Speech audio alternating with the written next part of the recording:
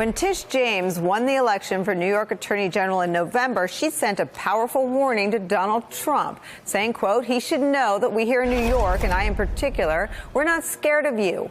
And as the next Attorney General of his home state, I will be shining a bright light into every dark corner of his real estate dealings and every dealing, demanding truthfulness at every turn." It's a promise James has kept so far, as reports of more subpoenas into Trump's business came this week. The New York Attorney General has subpoenaed records from Deutsche Bank related to 3 large loans the bank extended to President Trump's company in recent years, and a 4th loan that Trump sought to buy the NFL's Buffalo Bills. That's according to 2 people familiar with the subpoenas. The probe appeared to hit a nerve with the president, who tweeted this, quote, "New York State and its governor, Andrew Cuomo, are now proud members of the group of," this is real, folks, if you're in your car, "presidential harassers. No wonder people are fleeing the state in record numbers." The witch hunt continues. Joining the discussion, Alicia Melendez, co-host of PBS's I'm Company and contributing editor for Bustle, and Jason Johnson, politics editor for The Root. We are eagerly awaiting Washington Post political reporter David. Oh, there you are, David Fahrenthold, who has the byline on his paper's story on this. Let me start with you and this reporting. I mean, this seems like, we talk about new fronts, we talk about more fronts. You are dogged in your coverage of emoluments and a whole bucket of legal issues that run parallel to the Mueller probe and the SDNY investigation. Talk about the New York Attorney General being a real thorn in what Donald Trump once described as issues and cases and problems on the other side of his red line, his businesses.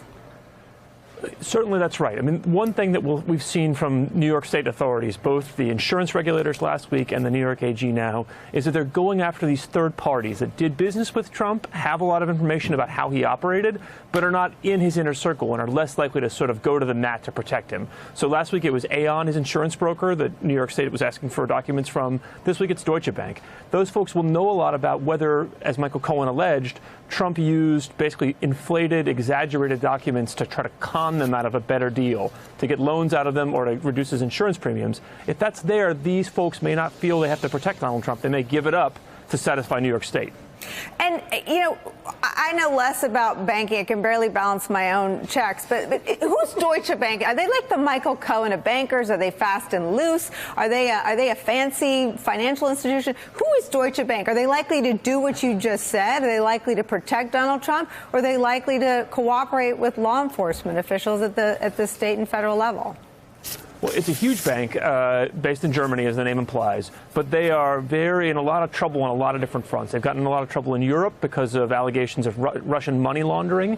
They've been in trouble in the U.S. They're a large bank, but they're not a bank that's on great fiscal footing. They're not a great bank that's in really well with regulators in the U.S. or the U.K. or the EU. So they don't have a lot of credibility, or there's not a lot of slack in their system where they can go defend Donald Trump and still be okay themselves. They may be especially willing to throw Donald Trump overboard. And I should say that the part of the bank that was giving Donald Trump loans wasn't their main commercial lending, the part where they spent a lot of time scrutinizing, is this a good loan or a bad loan? It was this weird office that just serves very wealthy individuals with much less scrutiny. So they may be especially willing to throw that office overboard with Trump.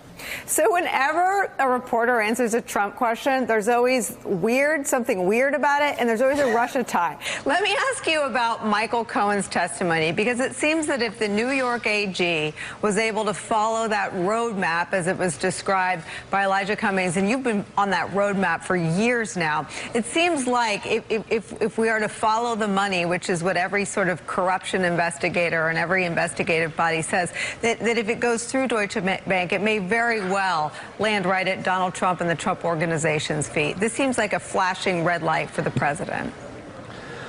Yes, Cohen's testimony changed the game in one very important way, which was that there were this group of loans from Deutsche Bank to Trump that seemed weird. They came from a weird part of Deutsche Bank. They were very, very large for Trump's very checkered credit history, but you can't really write a subpoena for weirdness. What Michael Cohen did was he said, look, there's a particular document with numbers written down on it that were wrong, that were exaggerated, that were deceptive, and that gives people a specific thing, a sort of entree to the case. Let's go find this document, and how was it used? How did it influence the decision making? That was the way in, it appears, for New York regulators that they didn't have before, and Cohen's given it to them.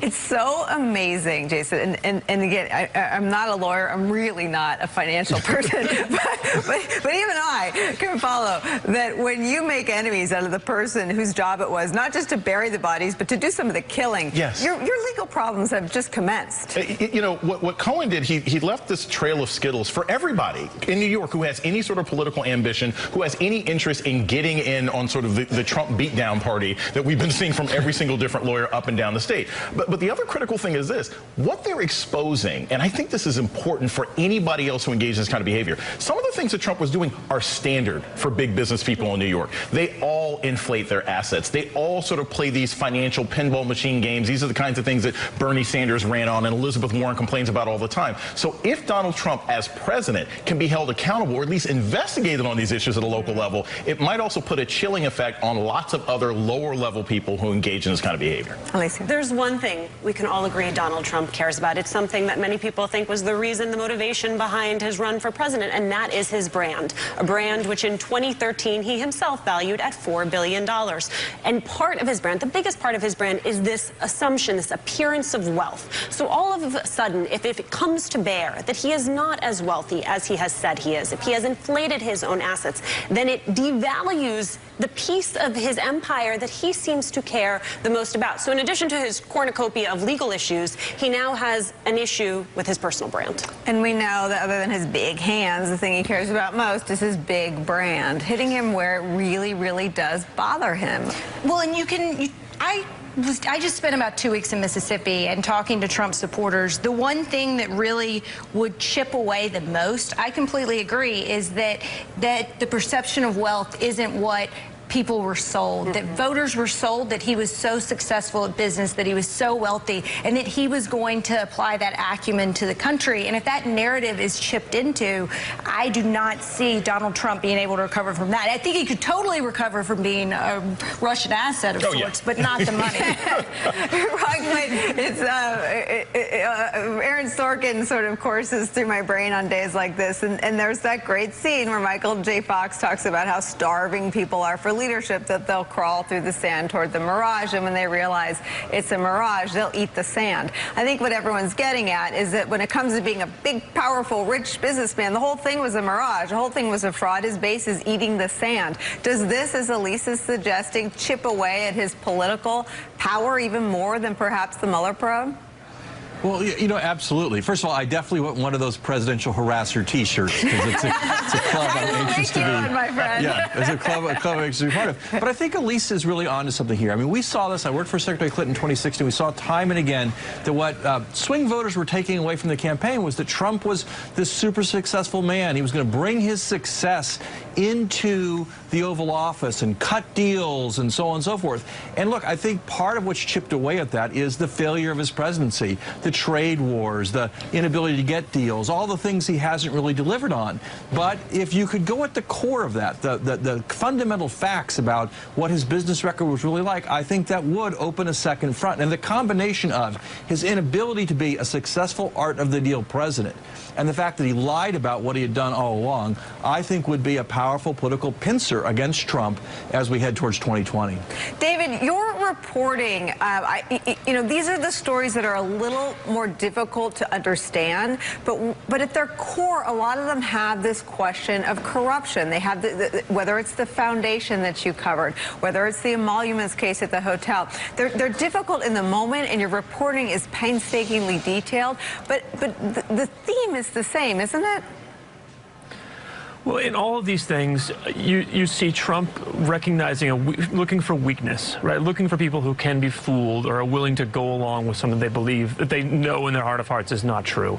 That's what is so interesting about these statements of financial condition is it's him assuming corruption or corruptibility on the part of those getting these statements. They're so ridiculous that if you knew anything about finance or knew anything about business, you wouldn't be taken in by them. But is there somebody out there who's willing to accept this as a fig leaf and then give Trump what he wants? Maybe for some sort of side benefit. So they're a fascinating document to me in that Trump sees the sort of corruptibility of the world around him, and this is a way for him to exploit that, a way for him to exploit that before he got into office. It's sort of a piece of how he worked, which is sometimes the sham is enough. Sometimes the illusion is enough to get you by.